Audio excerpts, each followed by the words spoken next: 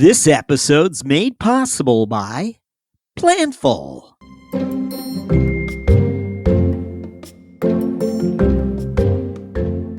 Hello and welcome to Planning Aces. On today's show, we'll be featuring the FP&A insights and commentary of three finance leaders, including CFO Michael Linford of Affirm, CFO Anna Chadwick of Pitney Bowes, and CFO Jason Leet of Xylo. This is Jack Sweeney, your co-host, along with performance management guru Brett Knowles, who will serve as our co-host and resident thought leader as we seek to highlight the takeaways from our distinguished group of planning aces. We'll begin after this.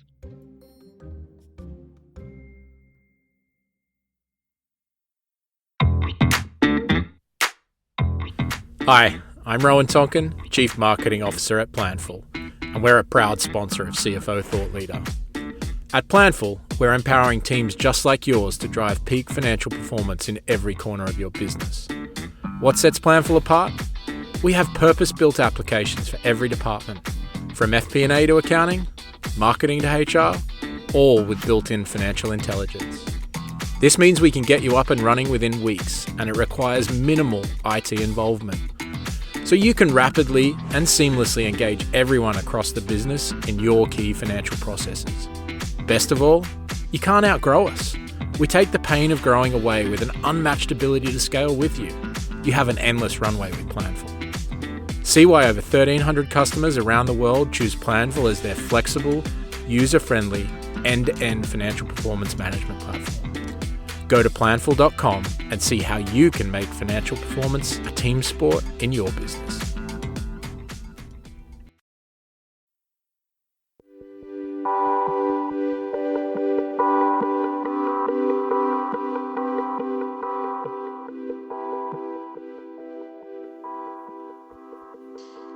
Hi, everyone. It's Jack. We're here waiting for Brett Knowles, who at this very moment is no doubt roaming Logan Airport, seeking entry to the Red Carpet Club, where he will find an optimal charger for his iPhone and some quiet space, allowing him to share some thoughts with us. Meanwhile, as we wait, I have to say, we have three standout finance leaders as planning aces this episode. And what I think is worth pointing out up front to you is that they each have rather, I use this word sparingly, extraordinary M&A career chapters behind them. If you go back 6 or 7 years, you'll find Michael Linford, now CFO of Affirm, inside HP's M&A integration group. And what's more, he's there for the split off when HP breaks off Hewlett Packard Enterprise. And it's Linford who then steps in as the entity's, really, its first CFO. Now, let's go back in time for Anna Chadwick, who was appointed CFO of Pitney Bowes, and it was 2021. CFO Chadwick spent the last 2 decades at GE Capital. And before that, she was 8 years at GE, the mothership. But just go back to 2015 or before, and she is kicking off and helping lead GE Capital's divestiture chapter, where the company would execute more than 50 divestitures globally. So each of our planning aces have standout episodes on CFO Thought Leader. Within the last 60 days, you'll find them. And what makes Chadwick's so unique is her thoughts, I think anyway, on leadership. You know, we frequently hear about leadership when it comes to CFOs driving growth. But divestitures, such as what Chadwick tackled and helped spearhead, and the split off, really, that Linford helped lead are true finance leadership tales. And finally, not to forget our third planning ace, Jason Lee, CFO of Xylo. Go back 5 years or just a few years, really.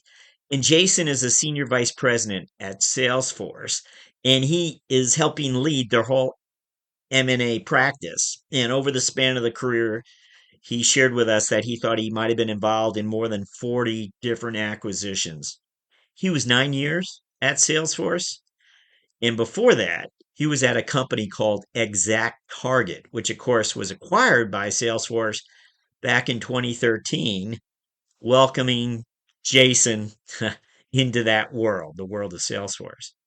So I can't resist thinking how if these three finance leaders, these three planning aces, serendipitously met at an airport, let's say a flight was delayed and a discussion began, with the question, so what do you do? Now, that would be a discussion worth listening to.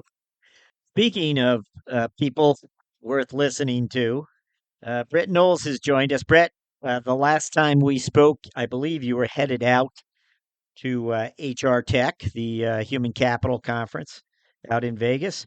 Tell us what's top of mind. What any insights? And I believe you had AI on the brain when you left, so I suspect you were visiting with Microsoft and other parts of the AI galaxy. At HR Tech, Microsoft announced a product called Viva Skills.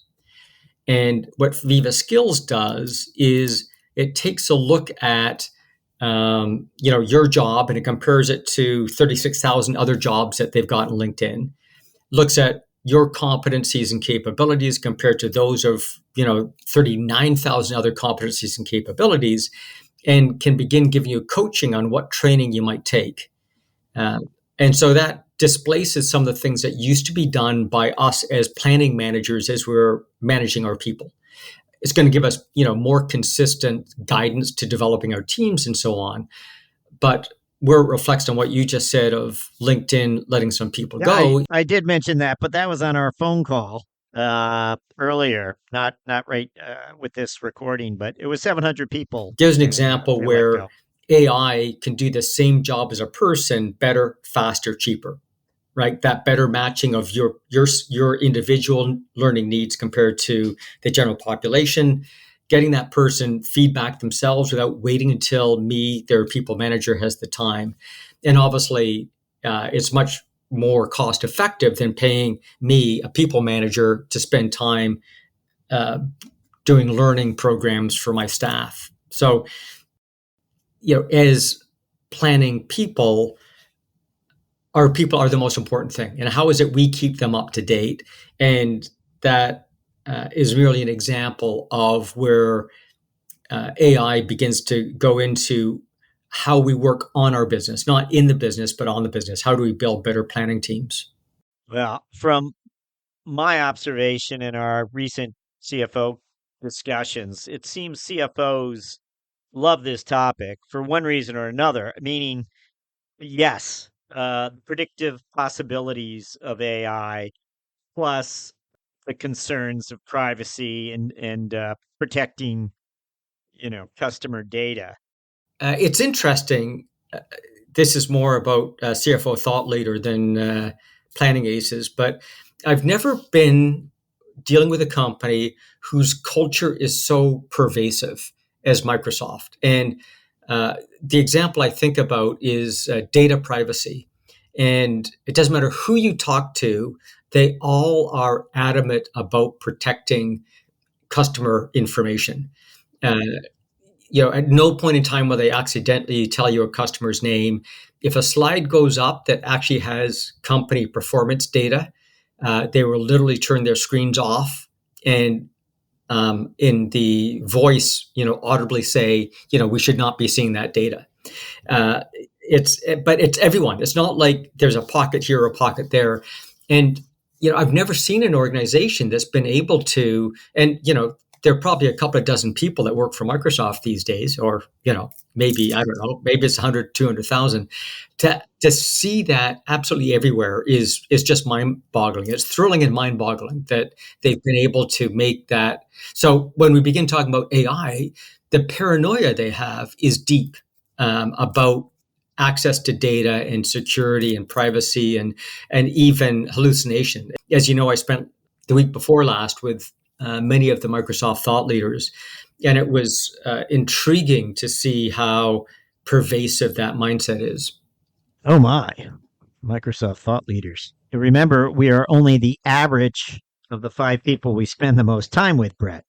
And let's help raise the average here for all of us with our planning aces. What did you pick out a theme for us, or what did you make of these finance leaders? The theme between these three is they all lived through organizations that went through a metamorphosis, like that caterpillar turning into a butterfly, or maybe it's a butterfly turning into a caterpillar. But all of them have been in organizations that have gone through huge transformations. Yet all three of them said, you got to understand what those core metrics are. And so obviously, to a certain extent, the core metrics do underpin even M&A activities. Like, when is it time to split up this big organization into others? And that's probably because they have different manifestations, different business models that, in theory, mean that those magic metrics for one business unit aren't the same magic metrics for another. So it's interesting that, given they all have that common background, they also have the common background about looking for the right metric. And ironically, they all talk about unit economics. Well, nicely done. We are up to our first planning ace, who will be Michael Linford, CFO of a firm.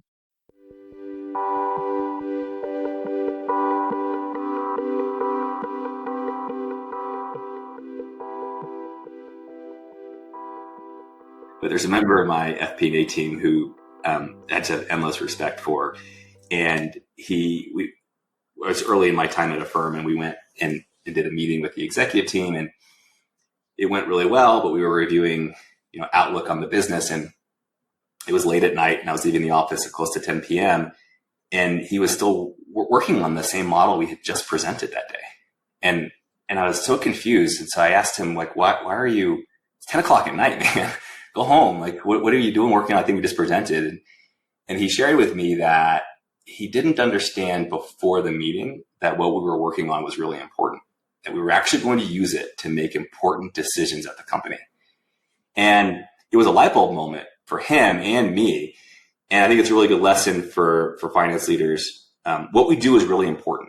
And if you convince yourself that it's routine or basic, if you convince yourself that I'm just producing a report and no one's going to look at it, then you kind of get a B level output. And by reminding yourself that what you do is really important and actually using it to make decisions for the company, you instill a more intense work ethic that's really valuable to the quality of the output.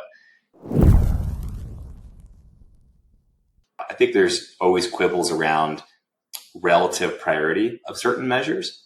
And I think that is probably where we've had more conversation in my time here around making sure that we're more balanced in the prioritization across certain measures. But if I look back on the way the business was run 5 years ago when I joined to today, it's largely the same ideas of what we're trying to do. And that is, we care a lot about growing the enterprise. People always talk about the trade-off between growth and profitability. And I think it's just the wrong framing. For us, you have to grow in order to be profitable. This is actually a lesson I learned at KKR is, if you want to create value for the shareholder, doing so with growth is really the only way. You can't just control cost and create value. You've got to create growth, because obviously if you keep your costs relatively flat and you create revenue growth, you can substantially increase profitability versus just marginally increasing it.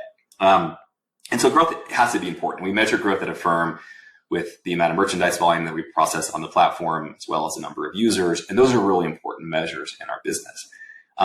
And because of everything I said above around, we don't have any way to make money in our business without an honest transaction. The unit economics are really important. the way we've talked about unit economics has evolved over time. When we were private, we could talk about it one way. And now that we're public, we have to talk about it a different way. But the underlying ideas have been the same. And fortunately, Max had, I think, done a really good job from day one at the company of protecting the credit outcomes and the unit economics in the business. We were never going to lose money on a unit basis and make it up in volume. And I think that's a thing that a lot of folks can convince themselves that they can just get better over time. And we've always been disciplined on that dimension. And I haven't had to change that really at all. I think the only thing that's been truly new for us is working down the P&L. When I joined the company, we were very comfortable with, a negative operating margin in the business. We were invested for long-term growth. We were out to build something very big, and that remains the thing that we're trying to do. But the additional constraint that, candidly, the equity capital markets have placed on everybody is around delivering profitability more quickly. And so while we still have an eye towards scale in 3, 5, and 10 years out, we're operating within a constraint, and that has been net new, but not net new in its focus, not net new in its existence. Right? We didn't have any sort of brilliant insight, and I think it's a real testament to the kind of people we have at a firm where we've got really diligent people who really understand the value of strong unit economics and aren't interested in messing with those. And I think it's important discipline that has served us well. There was a point in time when it didn't feel like it was the right answer when we were in a zero rate environment and everybody felt like there's a chase of growth at all costs. But I think it has served us really well that we were disciplined through that time and stayed focused on delivering strong units despite the kind of froth in the market.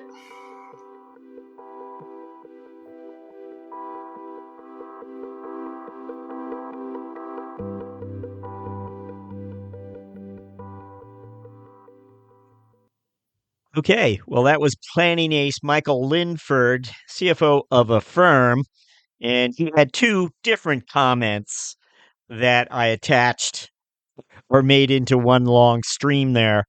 I didn't want to forfeit one over the other. I thought they were both really interesting.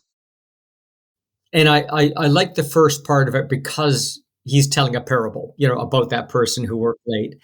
And you can empathize with that individual where, suddenly the light goes on and the work that we do is important. And we've all had those moments in our life where we're busy doing a plan and it sounds mechanical. I'm just, reviewing the departmental plans or consolidating the plans or something that sounds like just, a boring assembly line job. And then suddenly you see the implications and impacts of what you've done. And it's really one of those examples. And I'm sure we could all tell a dozen examples of where we've cut plans that all of a sudden you realize that you're affecting the company, people's mortgages, and so forth. And I just thought that that is a core point that we forget. We get so involved in the planning process that we forget about the planning people. And he used that as a good segue to move into understanding about relative priorities. And again, that goes beyond the processes that we do. Yes, we have a process to capture those relative priorities and include it in our plans. But what is the process we use to surface those relative priorities and when they shift? So, when we've got global events going on, we've got elections going on, those change our priorities, but we don't seem to have trigger events that tell the planning team we now need to reprioritize. And so I thought as he talked about that relative priorities, that was a second key learning for me. And I guess he's making the point to leaders out there that if you don't emphasize, if you don't make the point of telling people the significance behind a project or, an analysis that has to be redone for some reason, it's easy to feel that you have no influence over the big picture at times. Right. Well, it's a bit like, that metaphor of the 8 blind people and the elephant, right? With that metaphor, if you're hanging on the elephant's leg, you think it's a tree. If you're hanging on the trunk, you think it's a hose and so on. In this planning process, all of our stakeholders are hanging on to a different part of this planning process. and they don't see the whole thing. They don't see the elephant. And things like shifting priorities are the elephant. And so somehow, as planning experts, we need to, I call them trigger events, but somehow or the other, we need something to remind us to revisit the priorities, or when it's something important's happened that might have caused those priorities to shift. The third part of what he said that I thought was interesting, and it reflects on the second part, which is why I'm adding in right now, is that nonetheless, there are some core ideas that transcend time. So just because our priorities change doesn't mean I got to rebuild the organization. And so those key metrics that you identify will transcend those different events. Their priorities might shift, but it's not like we're suddenly changing the whole game plan for the organization.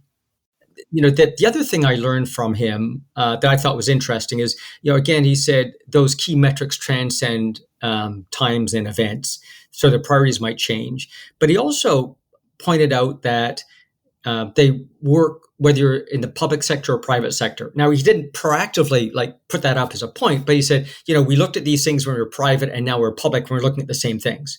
So those core metrics that he's talking about transcend events, transcend time, transcend even the legal, footprint of the organization. And I think that's important because as planners, we're looking for that secret sauce. We're looking for those really critical planning metrics. And often we think they keep on changing. But I believe that they, in reality, for all those blue chip companies that we think of, they've transcended time. Like at McDonald's, they've always been passionate about that 3-minute turnaround. At Starbucks, they've always been passionate about that relationship with the customer. At FedEx, they've always been passionate about, making sure that package shows up on time. And so those metrics transcend whatever else is going on. I think that's an important point. The last thing that he surfaced that's going to become a theme across these three is he talks about unit economics. And unit economics in the context of this planning conversation is all the attributes that define what a unit is, whether that unit is a brand, a region, a specific SKU. And it might be what customers buy it, what retention rates are, what profitability is, what order to cash cycle time is. There's a bunch of attributes, and he's describing that as one of their key metrics, this unit economics. And so I just want to plant that in our collective brains to loop back as we listen to the other planners that you identified. Well, planning ace, Anna Chadwick of Pitney Bowes also has unit economics top of mind. And interestingly, Pitney Bowes, as some of us may know, it's a 103-year-old company, and it's going through a transformation. Today, its business, it's a global shipping and logistics company, but it's also a software company today. And it's still got its mailing business, but also logistics, trucks. There's a lot to the model. But here's Anna Chadwick answering my questions regarding what are those numbers that she looks at. And then we move on to unit economics. Here she is.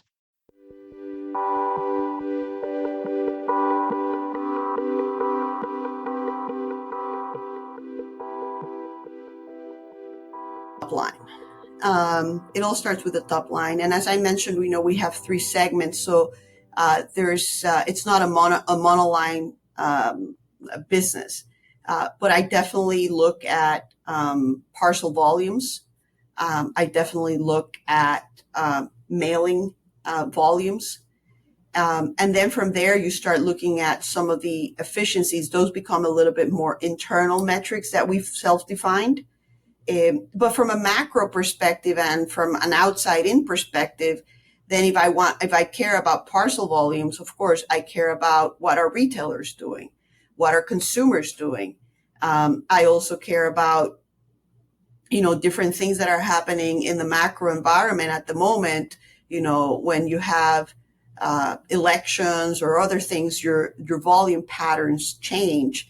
And the benefit we have is really we have a set of experts in our organization that have been in this business for a long time. So there's a lot of that happens by nature. But a lot of these things are very specific to different business models. And what I would say is where I want to get to is to find metrics. So where I would like to take our organization in finance with metrics is in the forecasting. And what I mean by that, I would love to find metrics of correlations that provide that additional insight that will help us make better decisions in our front end, in our forecasting. And I think those are the nuggets and the things that we all need to be in the pursuit of those things. And I think with data and the organization of that data in the world, there will be more things that correlate that we haven't even thought of yet.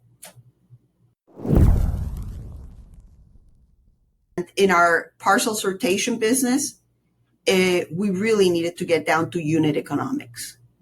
And in those unit economics, and this has been a collaboration between the operations team, the finance team, and really the company at large, was really being able, and we look at this on a daily basis, being able to say, hey, if I charge for a package X dollars on average, what are my unit costs? So then you say, how much do I spend on labor in that unit?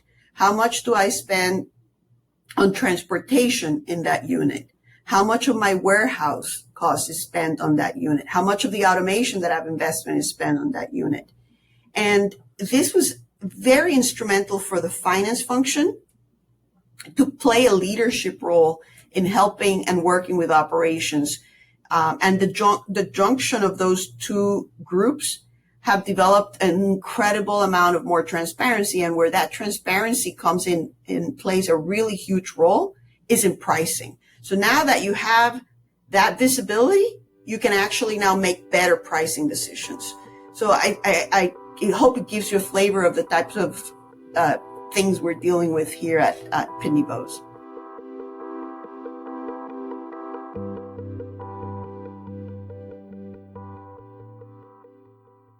Nice. I liked what she shared with us. Brett, what did you make of what Anna has top of mind as far as when it comes to metrics and numbers that matter to her? Yes. So she continued the theme that I planted a seed for before about unit economics. And what's interesting about that is many people think that idea of a unit economic, the economic unit or unit economics is a SaaS metric. It's not. We're all SaaS companies at this point in time. We're all technology companies. And maybe for some of us, that's a metric that we need to begin thinking about, even though we don't think we're necessarily a SaaS company. And part of that is it uncovers new opportunities. Now, what she also added in, which is an embellishment of what Michael brought to the table, which is, remember I said Michael, his point was that this key metric, in this case, unit economics, transcends whatever the event is, whatever the economy is doing, what the legal entity is, what the footprint looks like, private or public. She also says it transcends the market, whether it's a B2C or a B2B play. That same metric is important. So if I look back, that unit economics is not just a SaaS measure. It's not just a B2C measure. It's not a B2B measure. It's not a private equity or a privately held company or public. Those core metrics, once you get them right, they become the essence of our planning models. But it's a two-edged sword. If you get them wrong, you could easily plan yourself into oblivion. So it's emphasizing this need to identify what are those key metrics. Followed by, once you know what they are, followed by what exactly? What they do to better predict the future, because that's all we're trying to do in the planning realm. What she called the forecast metrics, and what are the correlations between those. So when you begin finding these new SaaS metrics like unit economics, now you begin to model how do they affect our ability to predict the future? And do they make the organization more agile? So you mentioned her background in GE. One of the dilemmas in some of the GE business units were they were very slow to respond to changes in market. And what ends up happening is a business unit becomes out of phase with the market and therefore out of business. So we're looking in the planning side for indicators that better predict the future, but secondly, indicators that tell us when our prediction of the future is no longer true. Remember that quote that says, every plan fails on first contact with the enemy. The underlying algorithm there are three things that we're unable to plan well about. Thing one is we don't know what the future looks like. So we create these plans on this hypothesis, but the actual future is different. So we end up with this gap between our assumed future and the real future. The second is we don't know how people will respond to our plan. So if our plan says we're going to go cut price, we don't know what the competition is going to go do. And so there's a gap between what we think the competition is going to do and what they actually do. And then the third part that we don't understand is whether people actually go off and execute our plans as expected. So we create these plans where, I don't know, we're going to go cut price, but people don't want to cut price, or they cut price too much, or whatever the issue might be. And so we end up with those three gaps between the plan as planned and what actually happens on first contact with the enemy. And that model is what we're trying to solve with these magic metrics that she's describing. And how is it we discover when one of those three gaps is occurring, and what do we do once those are discovered? And so, again, it's a continuation of the theme of you got to find what are those unique metrics that give you competitive advantage over other people in your space, and underpin that planning model I just described and the 3 points of diversion or gap that occur. I mentioned earlier that our next planning ace spent 9 years at Salesforce on top of the M&A organization there. This is Jason Lee, CFO of Xylo.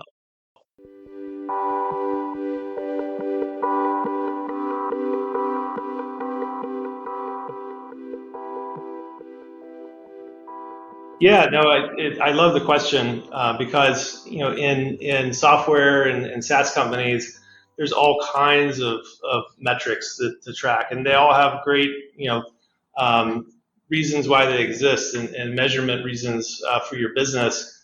One of the things, going back to my Salesforce experience, I learned though just through observation was just seeing the power of aligning a very large company around just a few key metrics. So there was a lot of reporting, tremendous amount of operational teams, but when it all came down to it, there was only a few metrics that were discussed and major decisions were made off of. And so I really saw the power of don't dilute the focus by measuring and obsessing about every single metric. That works in some companies. I'm speaking with my experience here in software. Software is very much focused on growth. It's focused on retaining your customers, and it's focused on being able to invest in that growth in a responsible way. And so for us, before I got here, and what I continue to reinforce is, how much are we booking? How much are we growing? How much are we retaining? And then what's that growth to cash flow or burn rate mix look like? Making sure those stay in track. And that sounds very simplistic, but it's easy for lots of different reasons to kind of get off track, where you're over investing, you're under investing, and you're going to miss your opportunity one way or the other. And I also learned that through ExactTarget as well. Our board and VCs were very good about helping us think that way of what's the right level of investment for the return that you're getting. So those are key metrics. I just want to continue to reinforce. The other thing that we as a company are getting better on, because it matters, is just understanding our customer mix as far as segment, size. I mentioned we're kind of enterprise focused, but we certainly serve all segments, and then correlating that to, at least at a higher level, given our stage of company today, what are the unit economics of those different segments, and do we like those or not? What's the retention rate look like by segment? What's the software versus services mix look like? Just all those kind of criteria, because that will help you based on what you are today, who you are today, your product functionality, help you guide you to what's the optimal place to focus your investments today. But also gives you a roadmap on, okay, if we want to go into these other segments, we need to be aware of this. Maybe we need to include certain things into our platform. Maybe we just need to understand the different cost profiles of doing that. So as a leadership team, as a company, that's an area that through our evolution we've started to get smarter on, because it's easy just to focus on growth in aggregate, but when you think about the different levers to pull and the different implications of that, especially on the cost structure side, it's important to think about customer mix.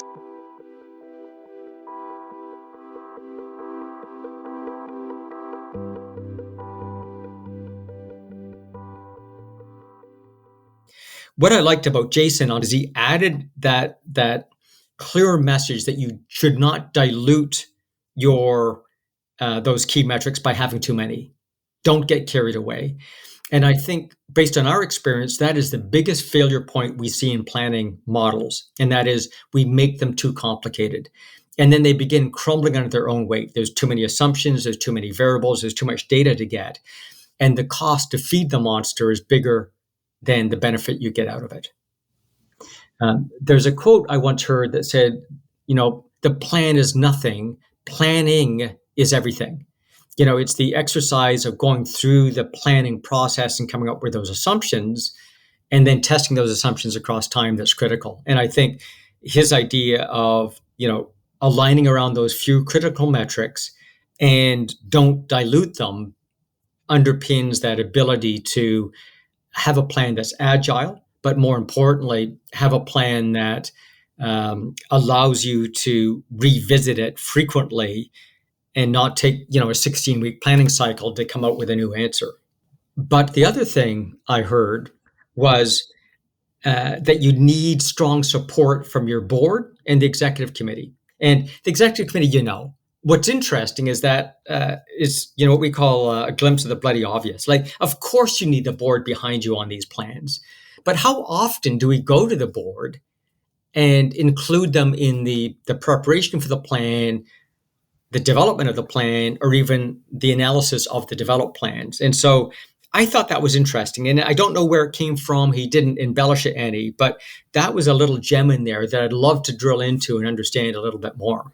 But the net is we all are working in the planning field at some point in time during every single work week. We're always assessing what's going on versus what the plan was versus what the strategy is, and try to figure out whether any part of the model lacks integrity. So I think if your question is where do the competencies lay, I think they've got to lay across the organization. I think as we take a look at the profile of the planning skill set, I need it whether I'm in operations, I'm in sales, I'm in finance. But like anything else, I need to know enough to know when I go to ask an expert. So I might have that planning expertise in my product group, but they need to know when it sort of goes beyond their skill set, where there's a planning issue that I now need to take to the FP&A team. So now you need to figure out what are the shared competencies that everyone has, and what are the deep expertise that I have, and where does that reside? That might be more towards where your question's going. And the answer to that would be, where do I get the best plan developed? In other words, if my planning happens more region-centric, but my planning FP&A people are in the product groups, then I have this disconnect between what's driving a need for a new plan and where the plan gets executed. And so trying to figure out where that correct alignment is becomes a bit of a challenge. Well, Brett Knowles, once again, where are you headed anywhere, Brett, beside the starting line in another competition? No more Ironman till the water is less hard, as we say up in Canada. Once it freezes, it makes the swimming part of the triathlon really tough to do. I'm down here in Florida practicing for the other sport, which of course would be golf, but heading back up to the Great White North shortly. What's interesting is as this, whatever this recession-y thing is that we're trying to get out of, ripples around the world, and we have these other geopolitical events going on. it's interesting to see how they manifest in business in different parts of the world. So currently we're seeing a lot of business in Asia, whereas Asia had been quiet for the last 9 months. But we're seeing North America suddenly become quiet. And so it's interesting, it's unpredictable, it seems, how the rest of the world is responding to this dynamic environment that we're in right now. So I tell you, it's hard to predict what plane I'm going to be on next week, but I'm thinking it's heading towards Asia, but I'm not sure. Well, wherever you may be headed then, safe travels. Yes, my friend, it's been fun.